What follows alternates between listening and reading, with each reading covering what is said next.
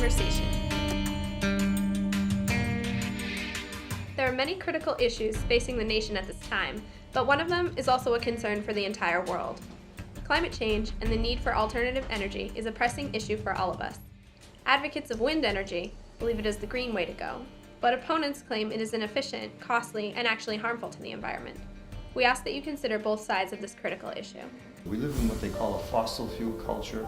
We're moving into a more energy efficient and conservation culture, and hopefully on to a sustainable culture. It is not a cost-effective solution to energy problems. But before we get into this debate, what exactly is wind energy?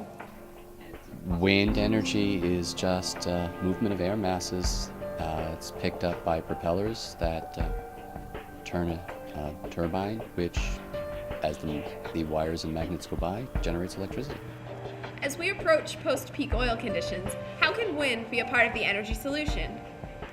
The wind will help us diversify our energy sources, and secondly, it will reduce the carbon footprint, which is good for the environment.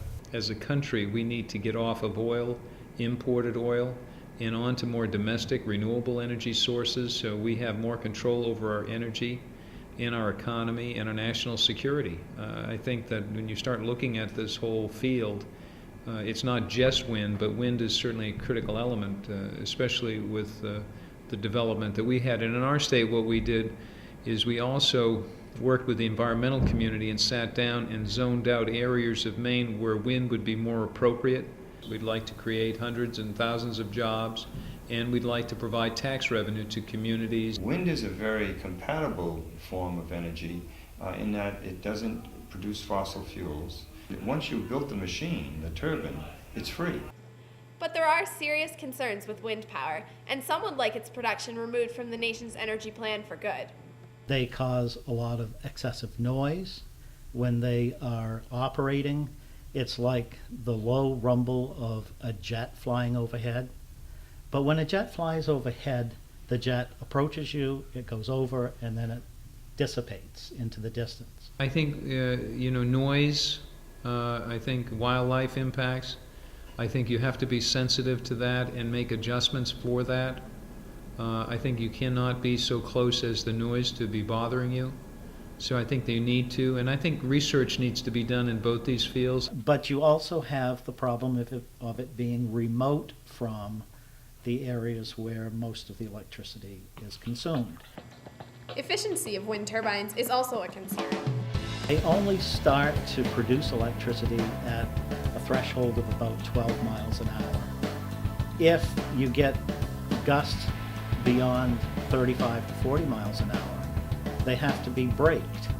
In other words, shut down, because otherwise they would spin out of control and burn themselves up or fall apart. Well, at a certain point, you have to. They should have fail-safes in them. That if it gets too windy, it'll put too much stress on the propeller blades, which will lead to failure. When the thing breaks, you essentially lock it in very high winds. In 2009, Representative Paul Tonko of New York proposed H.R. 3165, which would provide $880 million through 2014 for the research and development of wind energy. Mr. Speaker, as we continue to grow our dependency on wind power to meet this nation's energy needs, it is important, critically important, that we move forward aggressively with all efforts towards energy efficiency. This measure will do that. I strongly encourage our colleagues to support H.R. 3165. The bill is passed, and without objection, the motion to reconsider is laid on the table. I want to be a soldier in this army. I want to fight this battle and do whatever I can do individually in my home to make it more energy efficient, to use less energy, and to reuse as much as possible renewable energy. Try to do as much as I can in my community and my state and nation, because we're all one people and we all have an opportunity to change the world. I think it's very usable. It, like any mechanical device, it can be an annoyance for those who are right around it. It can be an eyesore, but so some people think a building's an eyesore. When you look at wind and you look at the environmental issues and you look at the wildlife issues or the fisheries issues, you have to have benefits and burdens.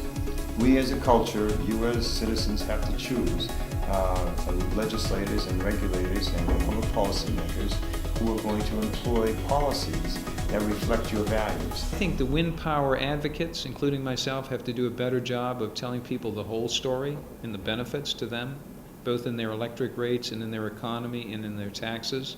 But also, I think that we all need to become better educated. As the debate over wind energy continues, America steadily approaches post-peak oil conditions.